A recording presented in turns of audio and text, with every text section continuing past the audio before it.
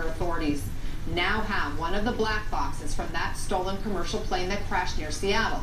This is some new video of that crash site, where police say 29-year-old Richard Russell, who worked as a ground service agent for Horizon Air, stole the empty plane, flew it for about an hour, and then crashed it on this rural island. Let's get straight to our correspondent, Kyung Lah, who's not far from that crash site. Kyung. Well, Anna, the flight data recorder that you're talking about has been recovered by the NTSB. Tomorrow it will be shipped to Washington, and then they will analyze it. They're hoping to fill in the blanks a little bit more about the tick-tock of exactly what happened in the air. The what here is very clear to investigators, at least in this initial investigation. Now there are more difficult questions to be answered in what happened with this very visible crash. First, the Puget Sound region saw the low-flying stolen plane, then the scrambled F-15s. But then we heard him. Horizon Air ground service agent Richard Russell, age 29. Hey, pilot guy, can this thing do a backflip, you think? Think I'm trying to do a barrel roll? And if that goes good, now I'm just going to nose down and call it a night. Now let's try to land that airplane safely and not hurt anybody on the ground. All right. Damn it, I don't know, man. I don't want to. I was kind of hoping that was going to be it, you know? A troubled man who cleared background checks and worked in a secured area of Seattle's airport for 3.5 years. Hi, I'm Peter Russell, and I'm a ground service agent. A job he appeared to love in this video post. Married to his college sweetheart, Russell posted pictures of their travel, a social media footprint, and life devoid of signs of mental illness. I got a lot of people that care about me, and it's going to disappoint them to hear that I did this.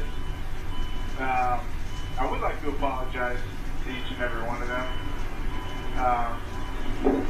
Just a broken guy, got a few screws loose, I guess. Never really knew it until now.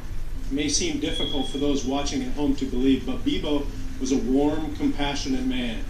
As the voice recordings show, Bebo's intent was not to harm anyone. He was right in saying that there are so many people who have loved him. The National Transportation Safety Board says virtually nothing is left of the downed plane, but investigators recover the flight recorder intact. The FBI already knows much of what unfolded. The why and how remain the thrust of the investigation. There were some maneuvers that were done that were incredible maneuvers with the aircraft. To our knowledge, he didn't have a pilot's license. So, to be honest with you, I mean, commercial aircraft are complex machines. They're not as easy to fly as, say, a Cessna 150. So, I don't know how he achieved the experience that he did. Alaska Air Group, the parent company of Horizon, says this plane theft will push the airline to reevaluate their post-9/11 security. But a former Horizon airline worker says even a minimally trained ground service worker could do this with online flight simulators. Part of his job description on tow team was to operate some of the systems that he was trained to do by Horizon Air, which is part of the tow team. And so essentially, he just took that knowledge and then built off of it.